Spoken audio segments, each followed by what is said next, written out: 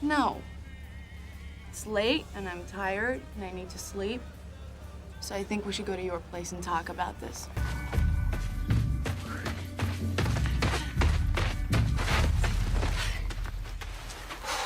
Are you okay? Yeah. How much time do we have? About 4 minutes. It'll have to do.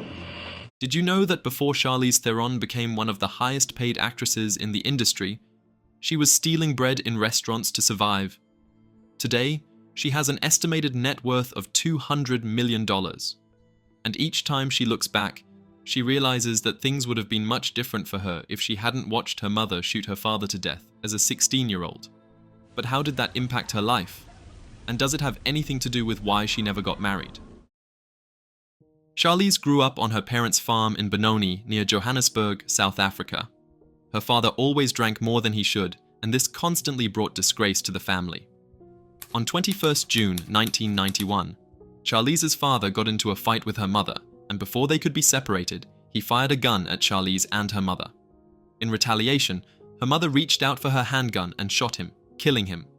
The shooting was legally adjudged to have been self-defense, and her mother faced no charges. Even with her father out of the picture, things still didn't get any easier for Charlize or her mother. Charlize was diagnosed with jaundice, and she had to frequently visit the hospitals. Before she entered her teen years, her upper incisor milk teeth were rotting, and she had to go through a painful surgery to have them removed. Speaking of her childhood, the actress said, "I was usually barefoot in the dirt. No Game Boys, no computers, and we had sanctions, so there were no concerts. This meant you had to entertain yourself." Charlize didn't know what a movie star looked like. All she wanted to be was a dancer. She trained hard for it. However, a knee injury would close that career path forever.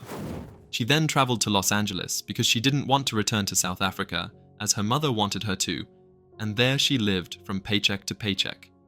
As a matter of fact, things got so bad that Charlize had to steal bread from a restaurant so she wouldn't starve to death. She knew that there was light at the end of the tunnel, but she just didn't know how far she had to go to reach it. Anyway, her life started to get better after a failed check transaction at the bank. Her mother had sent money to her, and the bank teller wouldn't give her cash for 2 reasons. The first was that the check was out of state, and the second was that she was not an American citizen. Charlize argued and argued, but nothing changed until talent agent John Crosby, the next customer in line, intervened. He cashed it for her and left her with his business card. This was in 1994, and by the following year, Charlize had her first non-speaking film role in the horror film Children of the Corn 3, Urban Harvest. This is the part that many people know. Years after Charlize became a film star, she would then reveal the many unruly things that happened to her before she got her first role in the industry. In an interview on The Howard Stern Show in 2019, Charlize revealed how a Hollywood executive invited her to his private apartment for an audition, and how things went south after she arrived. She was only 18 at the time. According to the actress, this director, who refused to reveal his name, was dressed in pajamas when she met him, and it was clear from the start that his intentions were very unholy. As they tried to discuss the role, he kept coming close, and Charlize recalled how powerless she felt at the moment. She finally broke into reality when the director placed his hands on her knee. The actress revealed that she immediately found strength to storm out of the room, and that was how she escaped.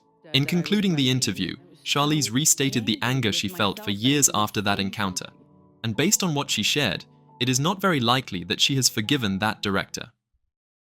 After that, Charlize had her breakthrough role in the 1997 horror drama film, The Devil's Advocate. She starred alongside Keanu Reeves and Al Pacino as the haunted wife of an unusually successful lawyer. By 1999, the actress was seen on the cover of the January 1999 issue of Vanity Fair as the White Hot Venus. That same year, the May 1999 issue of Playboy magazine also featured Charlize on its cover. But this was bad business for the actress. The photos we saw of her with Playboy were actually taken many years ago, when she was still an unknown face in the industry. After she had gotten more established, Playboy released the photos, and Charlize sued them for publishing them without her consent. 2003 was another big year for Charlize Theron. She starred as a safe and vault technician in the 2003 heist film, The Italian Job, an American remake of the 1969 British film of the same name. The film was a box office success, grossing $176 million worldwide. That same year, she was seen as a former prostitute in the crime drama film Monsters. For her performance, Charlize was awarded the Academy Award for Best Actress at the 76th Academy Awards in February 2004, as well as the Screen Actors Guild Award and the Golden Globe Award. She became the first South African to win an Oscar for Best Actress. Many blogs reported that this Oscar win pushed Charlize Theron to the top of the list of the most paid actresses in the industry, earning up to $10 million for a film. That same year, Askman also named her the #1 most desirable woman. Other notable features you might remember from the actress include The Life and Death of Peter Sellers, Arrested Development, Young Adult, The Fate of the Furious, and Long Shot, among many others. Although she was one of the highest paid actresses, Charlize Theron has been motivated many times to leave the acting business. The first one happened during the filming of Aeon Flux in Berlin. The actress suffered a herniated disc in her neck, caused by a fall while filming a series of back handsprings. After spending days in the hospital, she was discharged, but was also required to wear a neck brace for a month. Her thumb ligament tore during the filming of The Old Guard when her thumb caught in another actor's jacket during a fight scene.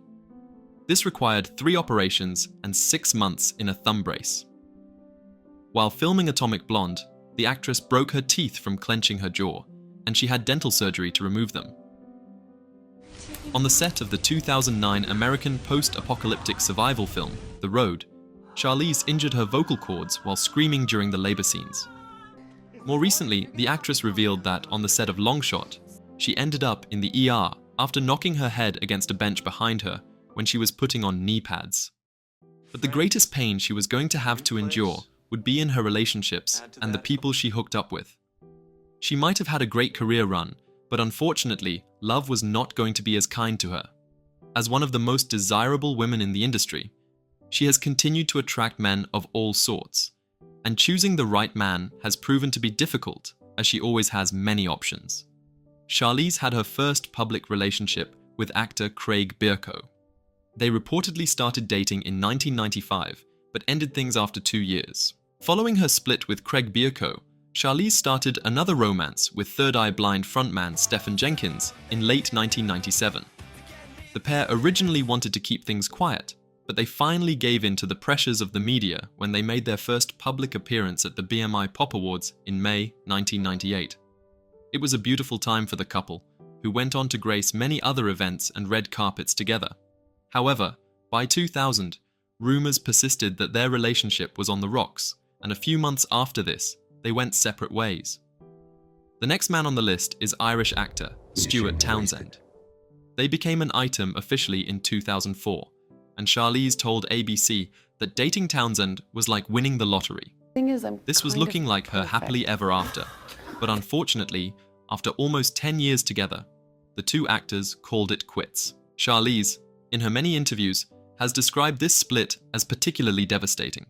She said, "It was sinking, and I had to give it a fight. I really wanted to try and make it work. That was the priority. I wouldn't do it any different way." After being friends for more than a decade, Charlize decided to romantically upgrade her relationship with Fast Times at Ridgemont High star Sean Penn in 2013. By 2014, there were already rumors of an engagement, but the actress was quick to shut it down. "The marriage thing is always so strange to me anyway," she told Esquire. "I love the possibility of anything, but I'm really enjoying myself and the everyday moment. This too wouldn't last, and the breakup would even cause their friendship to run sour." By 2015, it was confirmed that it was all over between them.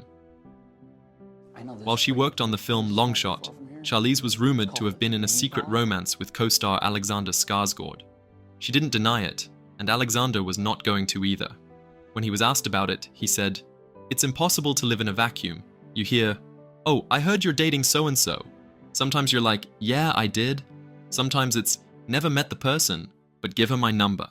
On the top of the list of the cringiest things she has ever done, Charlize confessed that she once invited the former president of the United States, Barack Obama, to a strip club.